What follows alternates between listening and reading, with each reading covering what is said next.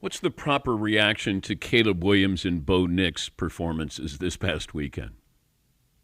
So I think it's fair to expect both those guys to be ahead of schedule for different reasons, right? So with Caleb, it's because they had the benefit, the Bears did, of having the number one overall pick and knowing that he was going to be their selection. I'd say they really knew at the combine, right? That Caleb Williams was going to be the guy.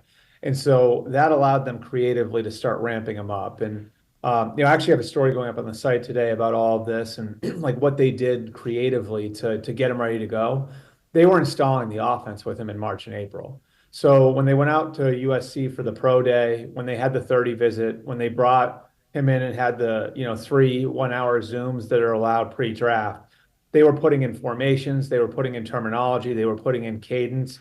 The 30 visit, they taught him, how to call a play in a huddle because that's something he hadn't had a lot of experience with. That allowed them to hit the ground running with him when he reported for rookie minicamp in May.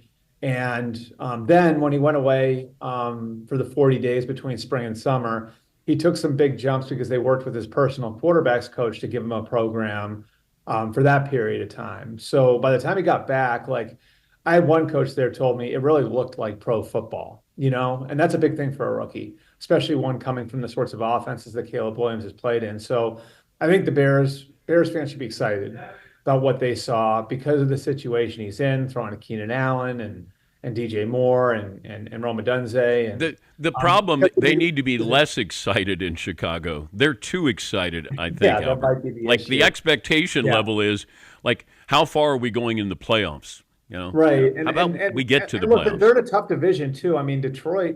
Look, like who's the worst? I mean, is Minnesota going to finish last in that division? And Minnesota's a really good team. You know what I mean? Like that's Kevin O'Connell's done a fantastic job there. I mean, I think Green Bay's got a shot to make a real run at unseating Detroit. And I think Detroit's one of the 3 or 4 best teams in football. So it's going to be a tough road to hoe in that division. As for Denver and Bo Nix, I would be, this is going to sound, I don't want this to sound insulting. I would be alarmed if he didn't look good after 61 starts in college. He's supposed to look good. Like that's the benefit of taking a guy who has who got a historic amount of playing time in college, is that he should look ready. He was a multi-year starter at 2 different schools.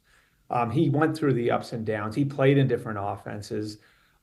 He should be as prepared as damn near any quarterback who's ever come out of college based on the amount that he played. And so, I think it's good that that it does look the way that it does, but that's sort of what we should expect. He's a good fit for Sean Payton's offense.